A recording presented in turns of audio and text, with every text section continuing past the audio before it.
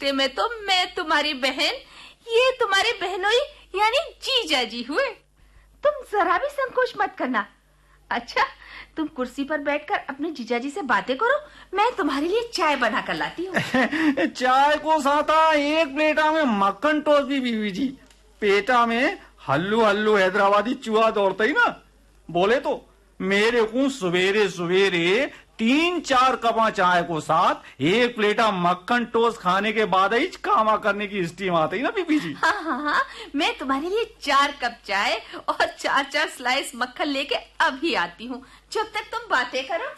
बोले तो जीजा जी, आपका नाम है रुई डाल को क्या सुनते ही भाई?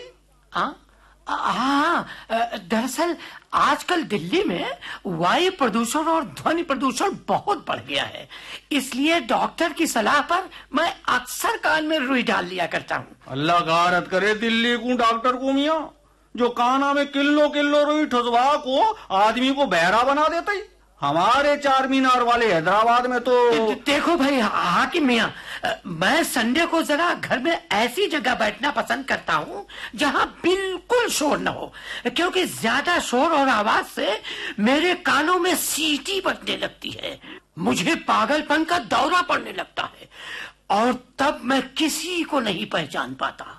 रोटी मुंह से खाने के बजाय नाक से खाने लगता हूँ और जो भी सामने पड़ जाता है उसे दांत काटने लगता हूँ। अल्लाह रहम। मैं क्या बोलते ही साहब, इस तो खालिस खतरनाक। हैदराबाद में मेरे को अंदर जाने को रास्ता तो बताना साहब, मैं उधर ही चाय नाश्ता कर को पुट्टी नींद मार लेते ही क्या कि रेलवे को डिब्बा में वो सामने दरवाजा सीधे रसोई घर के पास जाकर खत्म होता है। हो साहब हो, क्या मुसीबत है भाई, साहब को बाता सुन सुन को काना में सिट्टी बजती ही। अल्लाह रहम करे भाई। हाँ, जाने कहाँ से कूड़ा करकट लोग चले आते हैं मेरे घर को म्युनिसिपैलिटी का कूड़ादान समझ के।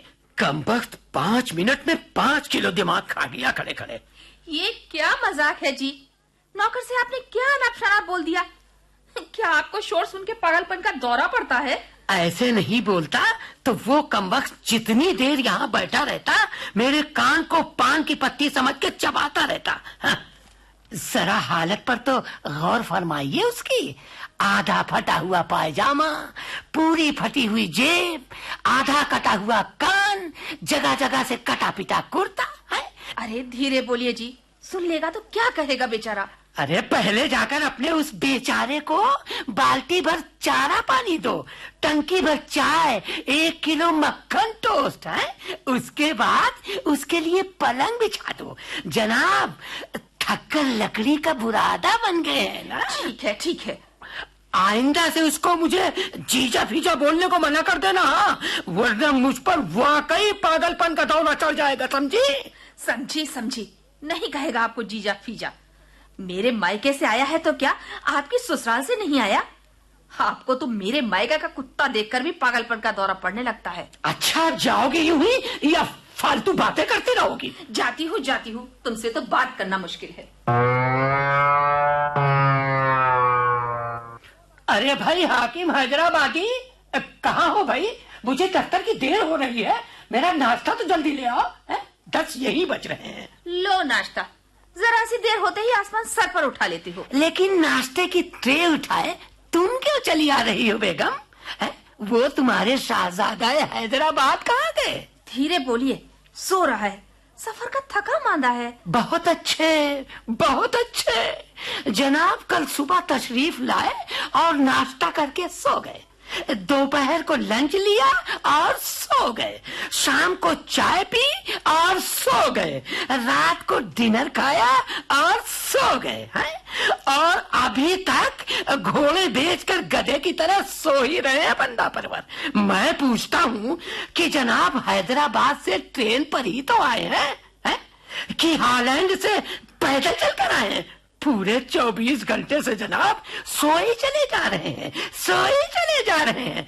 सिर्फ सोना ही था तो यहाँ घर आने के बदले अपने हैदराबाद के किसी कब्रिस्तान में चले जाते। शोर क्यों मचाते हो जी? 2 बार चाय लेकर तो गई थी, गहरी नींद में है, करवट बदलकर फिर सो गया। उठ जाएगा तो काम ही काम तो करना है उसे, कौन मुझे करना पड़ेगा। मम्मी नौकर को मेरे कमरे के बाहर क्यों सुला दिया? रात से खर्राटा लेना शुरू किया तो अभी तक नाक नगाड़े की तरह बजी जा रही है। रात भर सोना मुश्किल हो गया, अब पढ़ना भी मुश्किल है। सुन लिया हैदराबादी भैया की बहन जी, ये स्टार्ट लिया है तुम्हारे मायके का नौकरजादे ने। और आपने उसे ओढ़ने के लिए मेरा ऊनी कंबल क्यों दे दिया? पापा उसे मेरे लिए दार्जिलिंग से लाए थे। अरे खाली ही बक्से में तो पड़ा था। सर्दी में उस बेचारे के पास कुछ ओढ़ने बिछाने को नहीं था, सो दे दिया। आखिर वो भी आदमी ही तो है। अच्छा, तो जनाब हैदराबाद से अपना बिस्तर भी लेकर नहीं चले हैं? कपड़े भी लेकर आए हैं या वो भी मुझे अपने ही उतार कर देने होंगे?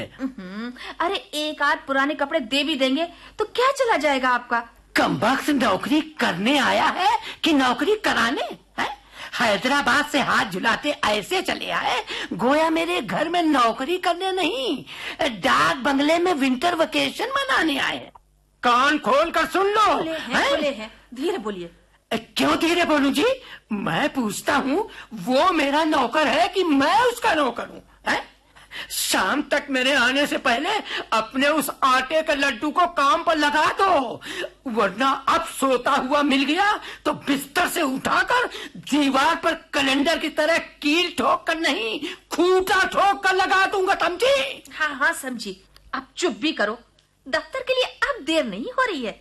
चलो बोलना बंद करके नाश्ता करो और जाओ दफ्तर।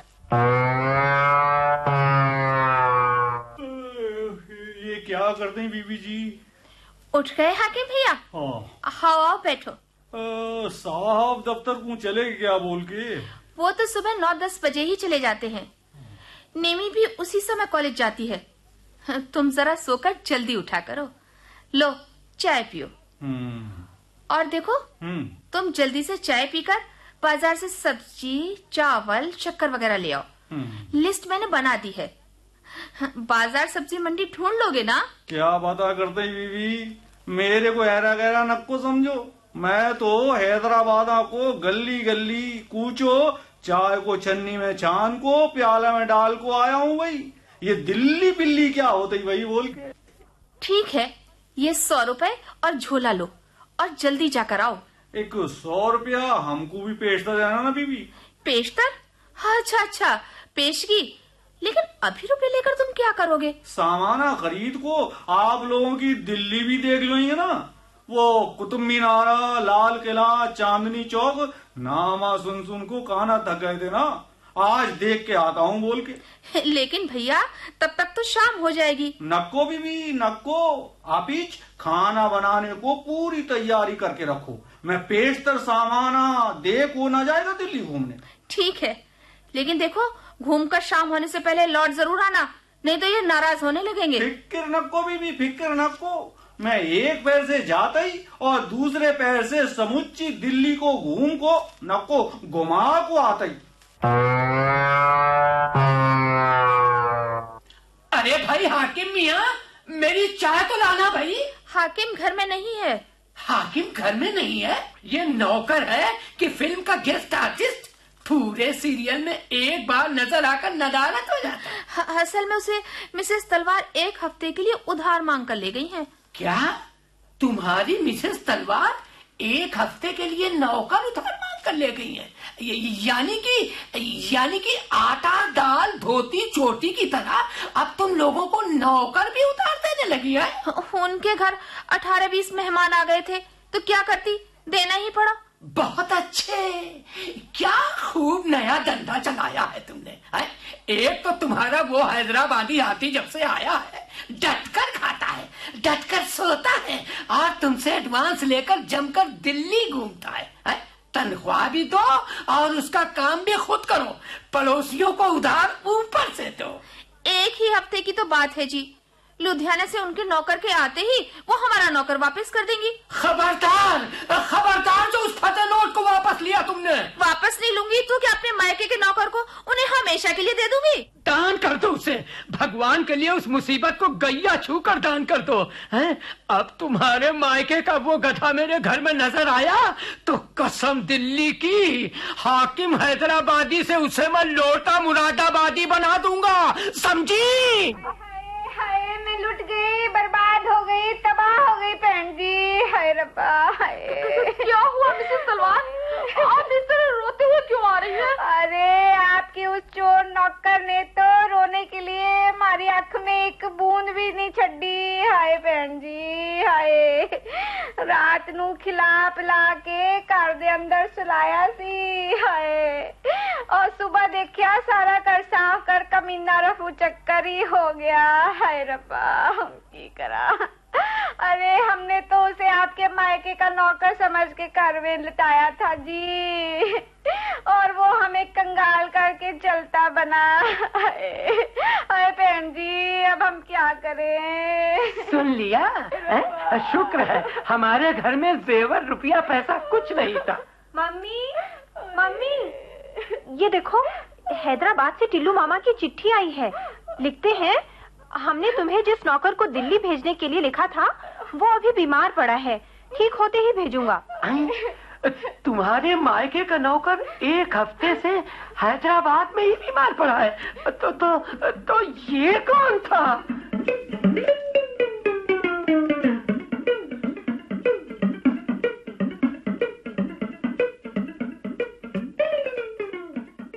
मायके का नौकर। अभी आप सुन रहे थे दिनेश भारती की लिखी नाटिका का दूसरा और अंतिम भाग। निर्देशक थे मधुर श्रीवास्तव। ये थी आकाशवाणी इलाहाबाद की भेंट। अब आज का हवा महल कार्यक्रम समाप्त होता है।